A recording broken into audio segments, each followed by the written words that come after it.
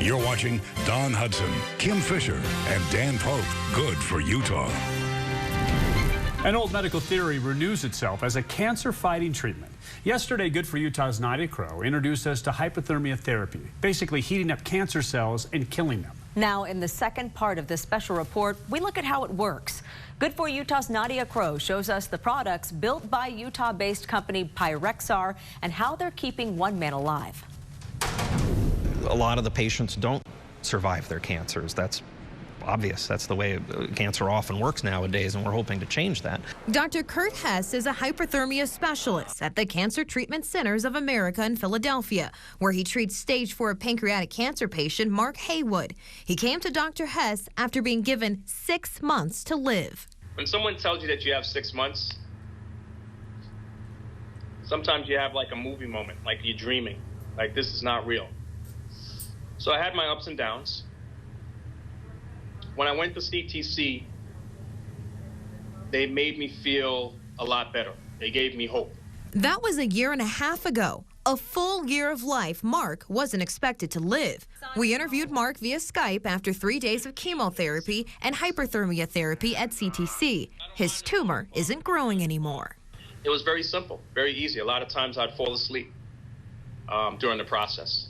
Dr. Hess uses a machine designed by Utah-based Pyrexar to treat Haywood.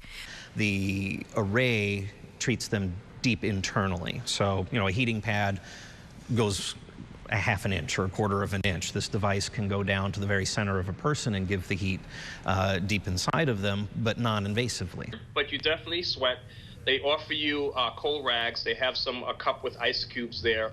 You're in this room, which is like it's like a microwave. And this more common machine targets cancer cells in other areas of the body.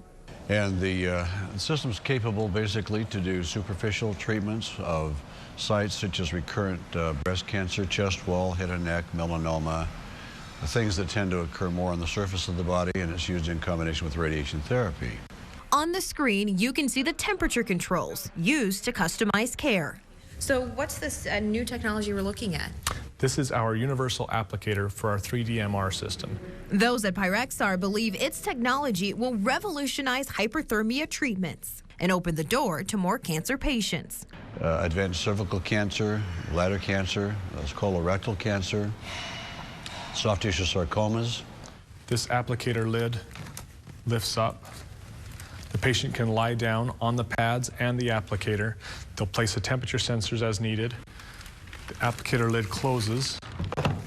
Just take a look at this animation. The water then fills in the boluses over the cancer-affected areas where hyperthermia is then administered. We can see the temperature rise during the treatment as we're heating to see if we're getting to the right temperature levels throughout the whole volume that's being treated in the patient. Only problem? It's only FDA approved for humanitarian advice exemption for advanced cervical cancer in conjunction with radiation therapy only. The hope is to get the FDA to reconsider. Haywood says if that happens, it'll mean all cancer patients could get all treatment options possible. The hyperthermia machine, I think, has had the most impact, and I believe it works.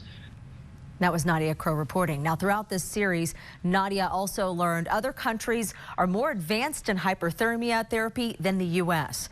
In the third part of the Turning the Heat on Cancer special, Nadia takes us to China, Germany, and Trinidad to show us the medical advancements made there. That's tomorrow night at 10 o'clock. You can also watch all of our Turning the Heat on Cancer stories at goodforutah.com. Time now.